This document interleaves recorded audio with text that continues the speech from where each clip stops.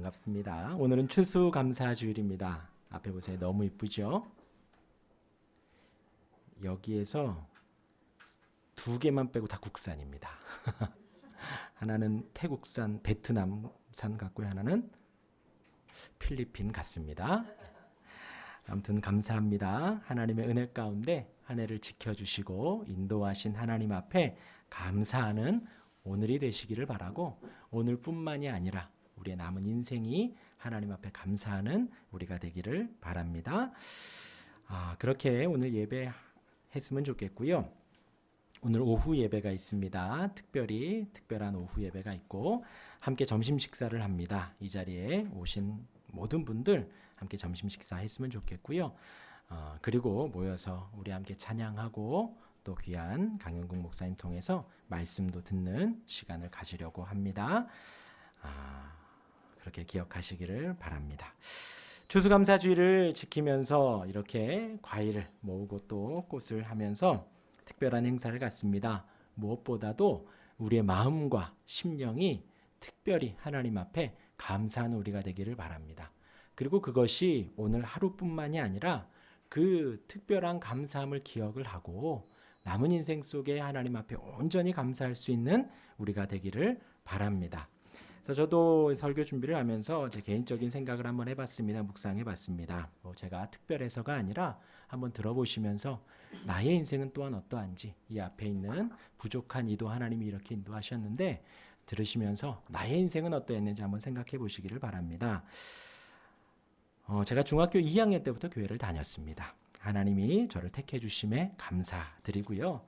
그렇게 중학교, 고등학교 생활을 하면서 대학교를 신학대학을 갔습니다. 그리고 같은 동대학원을 졸업을 하였고요. 또 목사임직을 받게 되고 지금은 고신대학원에서 좋은 교수님들 만나서 공부하고 있습니다. 그 공부하는 시간들이 너무나도 감사했습니다. 많은 교수님들이 있지만 저를 지도해 주시고 인도해 주신 교수님들께 또 바른 신학을 가르쳐 주신 그분께 또 감사의 마음이 들었었고요. 그래서 이제 지금 고신신대원에서도 교수님들이 너무나도 다들 좋으세요. 신실하시고 진실하시고. 그래서 앞으로 이제 우리 예배할 시간 많잖아요. 한 분 한 분씩 모셔서 우리 함께 좋은 말씀들 듣는 시간 되었으면 좋겠습니다. 또한 우리 3년 전에 이렇게 개척하게 하심도 너무나도 감사했고요. 다른 지역이 아닌 경기도 고양시 덕양구 지축동에 이렇게 예배할 수 있어서 감사합니다. 또 더불어서 우리 아내를 만나게 해주심도 너무나도 감사합니다. 인생의 감사함 같아요. 그리고 무엇보다도 새 아들을 주심에 너무나도 감사합니다. 그리고 우리 하율이 여기 있는데 하율이가 반주를 해줘서 언제라도 너무나도 감사한 것 같아요. 그리고 또 저희 어머니도 계신데 우리 어머니 아들로 태어난 것이 너무나도 감사하고요.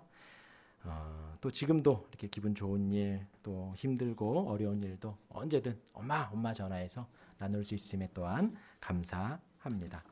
그리고 또 어머니가 계시고 또 아버지가 계십니다. 우리 장인어른 장모님, 우리 아내를 잘 키워주셔서 감사하고요.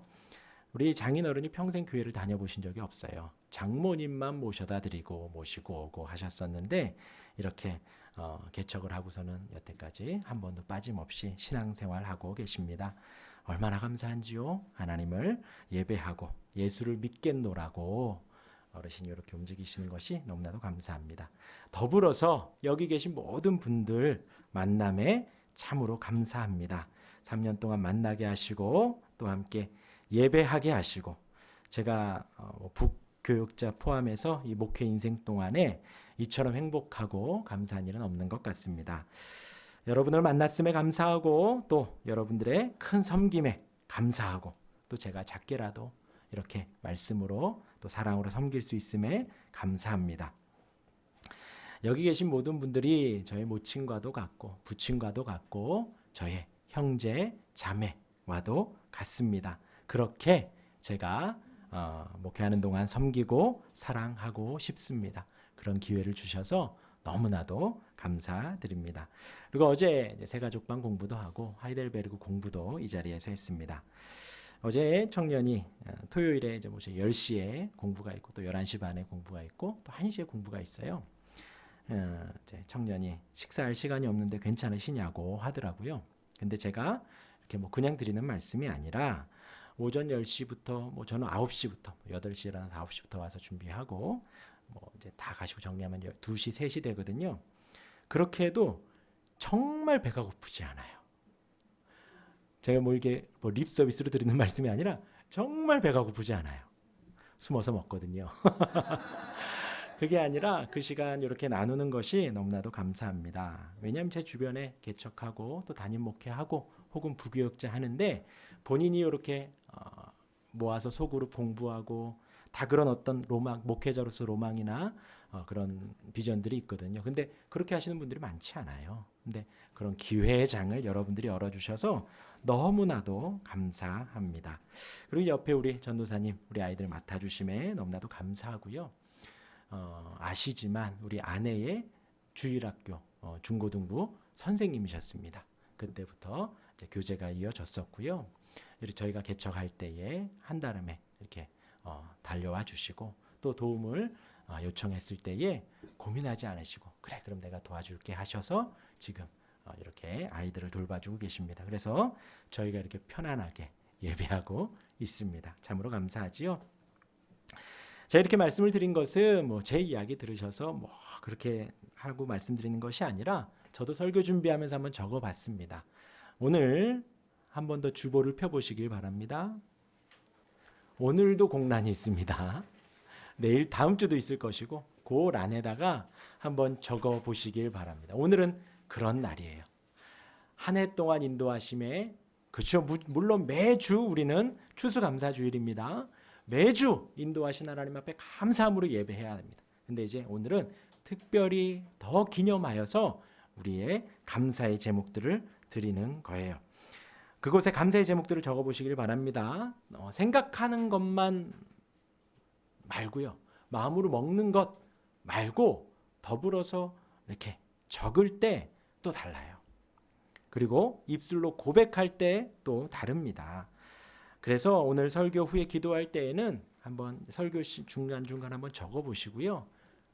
설교 후에는 그 마음으로 함께 감사의 기도를 했으면 좋겠습니다. 설교 들으면서 한번 적어보시고 오늘 가기 전에 꼭 그 한 장을 한번 채워보시기를 바랍니다.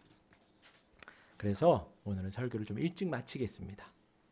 여러분들 한 1, 2분이라도 한번 적어보시라고 공란 한번 빼곡히 채워보시기를 바랍니다. 사도행전 한 주 미루고요. 오늘은 이제 창세기 말씀 추수감사주일 감사의 내용에 초점을 맞춰서 창세기 내용을 잠깐 나누도록 하겠습니다. 창세기 1장은 하나님의 창조의 선포로 시작합니다. 우리가 하나님 앞에 감사하고 감사할 때에 제일 먼저 우리가 기억해야 할 것은 묵상할 것은 하나님께서 온 세상을 창조하셨습니다. 이것입니다. 성경은 하나님의 존재를 전제합니다. 결코 논증하지 않습니다. 하나님이 계신가 안 계신가 그것에 대하여 갑론을박하고 그것을 증명하려고 노력하는 책이 아닙니다. 하나님이 살아계시고 하나님이 태초 전부터 온 세상을 만드셨다라는 존재로 시작을 합니다. 이 세상 모든 만물은 시작이 있죠. 하지만 하나님은 항상 존재하셨습니다. 다른 신은 없습니다. 우리 하나님만 계십니다. 다른 하나님은 없습니다.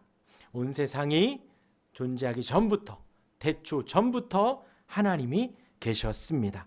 시편 90편 2절 말씀에 산이 생기기 전 땅과 세계도 주께서 조성하시기 전 곧 영원부터 영원까지 주는 하나님이시니이다 하였습니다.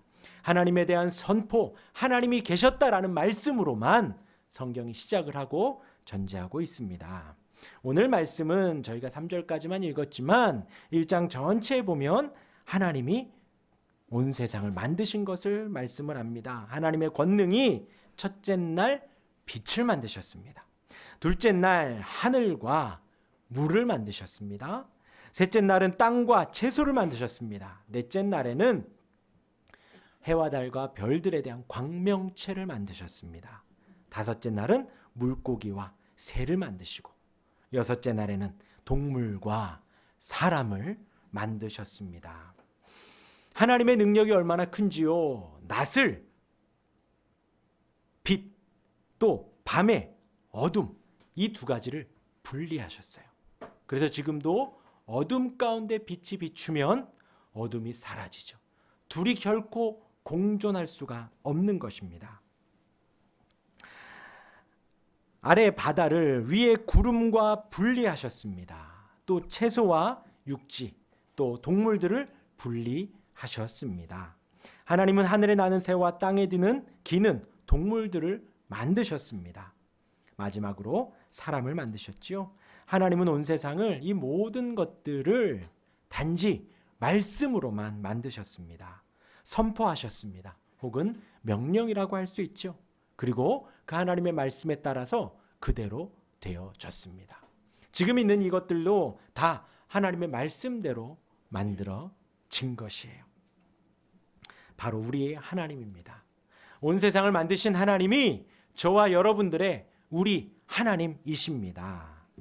왜 이런 선포로 창세기가 시작을 할까요? 당시 이스라엘 백성들, 살아가는 이 유대인들, 주변국들의 상황은 지금의 하나님의 말씀하신 이 모든 피조물들을 우상으로, 왕으로, 신으로 섬겼습니다. 우리만 해도 그렇죠. 예전에 정한수 뜨고 뭐라고 했죠? 천지 신명이시여 그랬잖아요. 하늘과 땅에 달과 별들에게 물 떠놓고 빌었잖아요. 우리나라도 그러했고 이때에도 그러했다라는 것입니다. 하나님 만드신 그 피조물들이 우상이 되고 왕이 되고 그 앞에 절을 하고 그 앞에 제물을 드리는 인생이 지금 이스라엘 백성들 주변국들의 모습이었다라는 거예요. 창세기의 이 선포는 이스라엘 백성들에게 소망이 되고 힘이 되는 말씀입니다.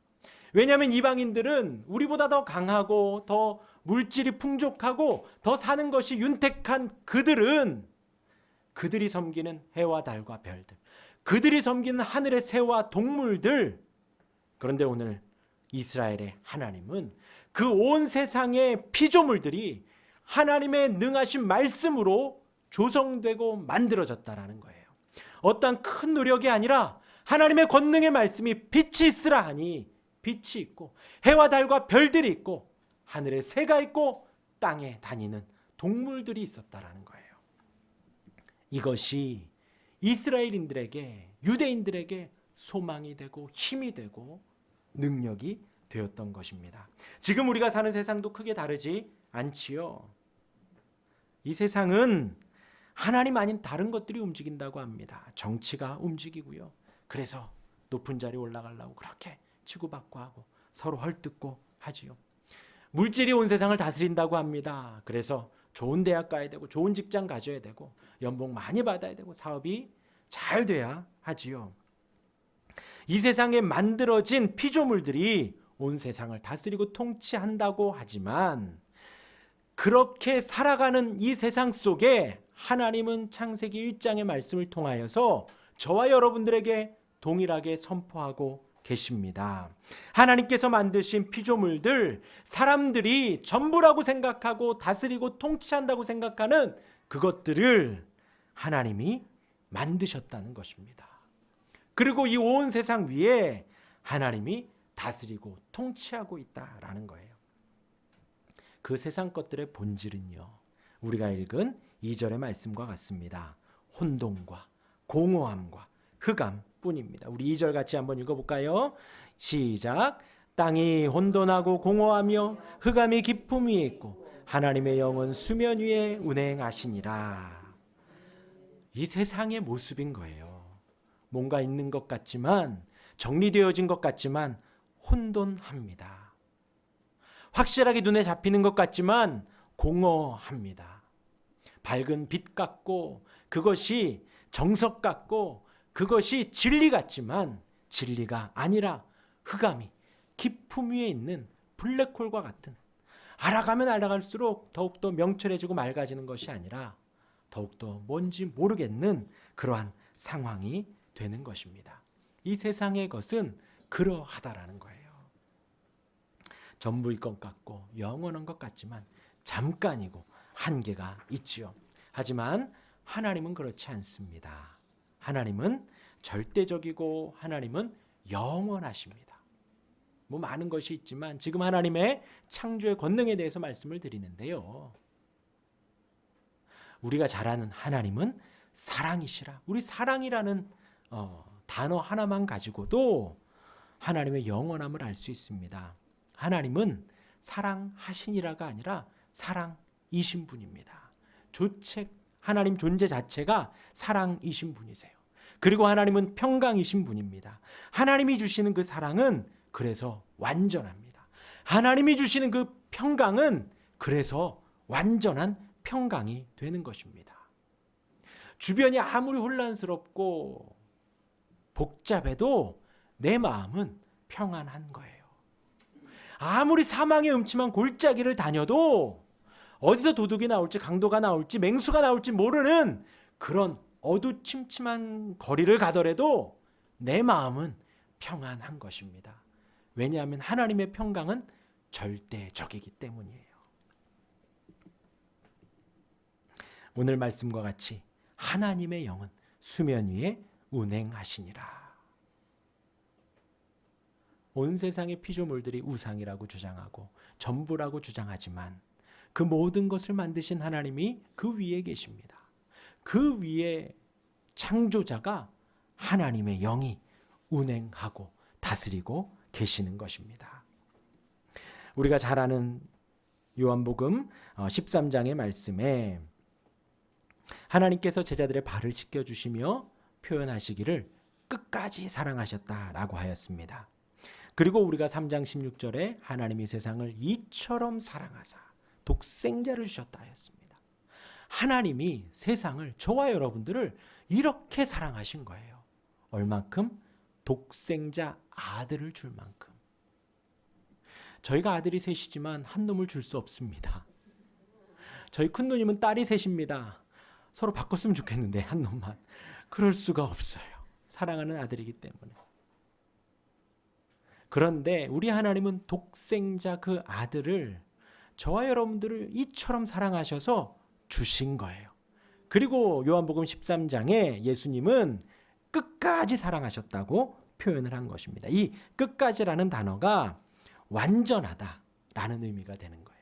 무한하다라는 의미가 되는 것입니다. 그래서 우리 예수님이 그 제자들의 발을 씻겨주며 보여주신 그 사랑이 완전한 사랑이라는 거예요. 무한한 사랑이라는 것입니다. 생각을 해보십시오.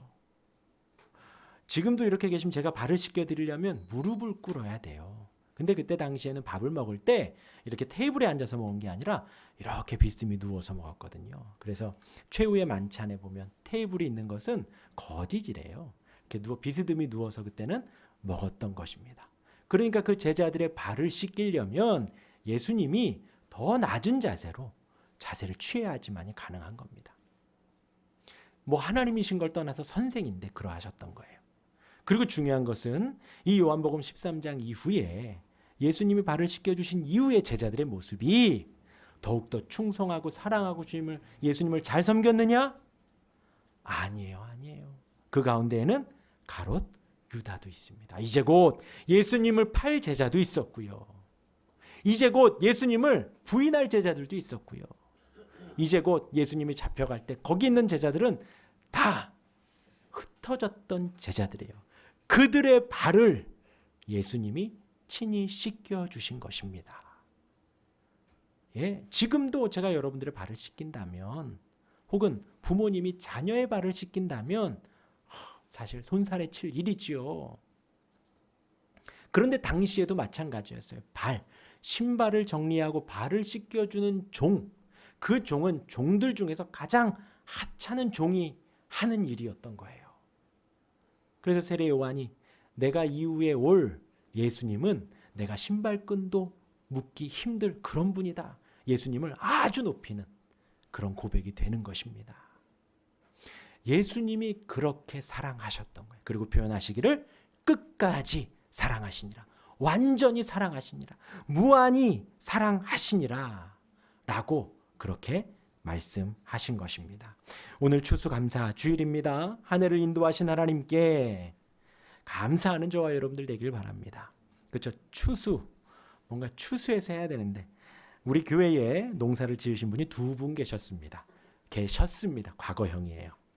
한 분은 이사를 가셔서 농사를 못 지으시고요. 또 한 분은 그 밭이 개발이 됐어요. 그래가지고 더 이상 농사를 못 지으셨습니다. 그런데 우리가 그렇게 해서 우리 농부도 아니니까요. 그렇게 했는데 우리의 열매로 하나님 앞에 감사하는 거예요. 인생의 열매로, 삶의 열매로 하나님 앞에 감사하는 저와 여러분들이 되기를 바랍니다. 그렇게 감사하며 또 내년에 우리 추수감사 때는 또 다른 열매를 하나님 앞에 드려야지 다짐하는 저와 여러분들 되기를 바랍니다. 이렇게 이제 제가 첫 번째 대지 말씀드렸는데 이것은 우리가 감사의 내용들을 생각하기 이전에 우리가 지금 예배하는 그 하나님, 우리가 찬송하고 고백하는 하나님이 어떤 분이신가 제가 말씀을 드린 것입니다. 우리 하나님의 위엄이 얼마나 큰지요. 권능과 능력이 전능함이 얼마나 놀라운지 한번 묵상해 보시라고 말씀을 드린 것입니다. 세상이 있기 전에 시간이 있기 전부터 계셨던 분이시고 단지 말씀으로만 온 세상을 하늘과 땅의 모든 것을 지으신 분이십니다. 오늘 두 번째 제가 드릴 말씀은 하나님의 창조의 섭리 가운데 하나의 비슷한 패턴이 발견됩니다. 오늘 제가 주보에는 4절을 넣어드렸지요. 우리 4절 같이 한번 읽어보겠습니다. 시작. 빛이 하나님이 보시기에 좋았더라. 하나님이 빛과 어둠을 나누사 하였습니다. 좋았다라는 표현이 나옵니다. 그리고 그 문장의 처음은 빛이 하나님이 보시기에 좋았더라. 그러니까 이 문장에서의 주어는 하나님인 거예요. 하나님이 주어가 되어서 보고 계시다. 하나님이 보시기에 라고 표현을 하고 있습니다. 여기에서 보다라는 뜻은 라아라고 히브리어에 그러고요. 단순히 이렇게 지켜보는 보는 것의 의미를 넘어서서 구체적인 목적을 가지고 감찰하고 진찰하고 방문하고 권념하는 거예요. 하나님이 우리를 참 신비롭게 만드셨는데요. 동의하시나 한번 들어보세요. 우리의 눈은요, 이제 하나의 목적을 가지고 딱 이렇게 보면요, 희한하게 다른 게 안 보여요. 그게 있었어? 할 정도로, 그렇죠? 그리고 우리의 귀는요, 아무리 잡음이 많아도 내 아이의 소리는 들립니다. 그렇죠? 이런 소리도 들립니다. 이게 우리의 귀예요. 희한해요. 많은 소리가 있지만 내가 관심 있는 소리에 귀를 기울이게 돼 있어요. 우리 아이들도 마찬가지인 것 같아요. 제가 요즘에 우리 아이들 이렇게 하주나 하미나 하유라 이렇게 부르면 희한하게 아이들이 잘 안 들리는 것 같아요. 대답을 안 하더라고요. 그래서 하유라 대답을 안 해요. 그래서 밥 먹자 그러면 이렇게 눈동그래. 우리 고기 먹자 그러면 눈동그래지고, 게임해라 그러면 갑자기 막 행동이 빨라지고, 자기가 듣고 싶은 말만 듣는다라는 거예요. 자기가 관심 있는 것에만 우리가 집중하게 돼 있고요. 하나님이 보시기에 좋았더라 하는 그 보시기에가 우리가 집중해서 뭐 하나를 쳐다보는 것과 같다는 것입니다. 지금 오늘 4절에서 빛이 하나님이 보시기에 좋았더라라고 하지만 1장의 전체에 아까 제가 서두에 말씀드린 하늘과 땅과 물과 묻과 또 새와 동물들, 사람을 만드시는 그 모든 중간중간에 하나님이 보시기에 좋았더라. 그 모든 것을 만드시고 하나님이 보시기에 하나님이 큰 관심을 가지고 세심하게 보시고 그리고 좋았더라. 이 좋다라는 것도 단순히 그냥 흡족하다 정도가 아니라 복되다, 존귀하다, 아름답다 라고 사용이 되고요. 완료형으로 사용이 됩니다. 그래서 그냥 좋은 게 아니라 의심할 여지 없이 확실히 좋다. 하나님께서 창조하신 피조물이 그냥 보기에 아름다운 뿐만이 아니라 그 모든 내용들도 그 모든 것들까지 선하고 위대하심이 하나님의 능력이 다 충실하게 반영되었다라는 거예요. 실로 완벽하고 실로 매우 놀라운 창조물이라는 것이지요. 곧 하나님이 보시기에 좋았더라라는 선언은 하나님의 능력으로 창조된 창조물을 하나님이 직접 보시고 자세히 관찰하고 좋다, 완벽하다, 존귀하고 복되고 선하다라고 선포하는 것입니다. 그리고 마지막으로 만드신 사람, 그냥 좋았다가 아니죠. 따라 같이 하겠습니다. 시작. 심히 좋았더라. 곧 하나님이 보시기에 단 하나의 모자람도 없이 매우 심하고 크고 강렬하게 우리 사람을 만드시고 좋았더라 했던 거예요. 그럼 다시 처음으로 하나님이 저와 여러분들을 만드시고 하나님이 보시기에 하나님이 세밀하게 감찰하시고 권념하시고 우리를 집중하여 보시며 심히 좋았더라 하셨던 거예요. 완벽하다, 복되다 했습니다. 저와 여러분들이 그런 존재인 거예요. 자, 한번 옆을 보십시오. 완벽한지요? 양옆을 보셔요. 완벽한지. 네. 그런데 물론 그 완벽함은 아담과 하와 때였습니다. 그리고 아담과 하와의 범죄로 인해서 깨졌지요. 그 모든 하나님이 만드신 그 죄가 들어오기 3장 전까지는 지금 여기에 말한 대로 완벽하고 완전하고 선하고 존귀하고 하나님 보시기에 심히 너무나도 좋게도 완벽하다. 그런데 말씀드린 대로 아담과 하와의 범죄로 깨졌습니다. 그런데 예수님으로 말미암아 그 깨짐이 보완된 거예요. 예수님이 우리를 위해서 죽으셨습니다. 우리의 죽으심은 우리의 죄악을 용서해 주시기 위해서 죽으셨어요. 그리고 3일 만에 부활하셨습니다. 다시 살아나셨어요. 그리고 승천하셨죠. 그 이후가 아담과 하와의 우리의 죄악으로 말미암아 깨어진 부분이 주님의 죽으심과 부활로 말미암아 죄 용서함 받고 의롭다 칭해짐으로 말미암아 그 전보다도 더 완벽하고 완전한 새하늘과 새 땅이 완성이 된 거예요. 그래서 이제 우리가 지금은 사실 그렇게 부족합니다. 이렇게 보셨지만, 양옆에 보셨지만 부족해요. 이렇게 보지만 부족합니다. 연약합니다. 그런데 주님 다시 오실 그때 우리는 다시 영화로운 모습으로 그 전보다 더 완벽하고 완전한 모습이 되어져 가는 거예요. 그리고 되는 거예요. 그래서 그때는 죄가 없습니다. 슬픔이 없습니다. 죽음이 없습니다. 진짜 완벽한 세상이 되는 거예요. 상상이 안 가죠? 상상이 안 가요. 신비입니다. 우리가 믿는 예수님은 신비예요. 지금 말씀드리는 창세기 1장의 말씀, 하나님이 온 세상을 창조하셨습니다. 신비해요. 하나님이 나를 사랑하십니다. 신비해요. 날 위해서 2000년 전에 예수님이 오셨습니다. 날 위해서 십자가 죽으셨습니다. 신비해요. 신비해요. 너무나도 놀라워요. 마찬가지로 이제 주님 다시 오실 때에, 재림하여 다시 오실 때에는 우리의 모습이 완전해집니다. 완벽해집니다.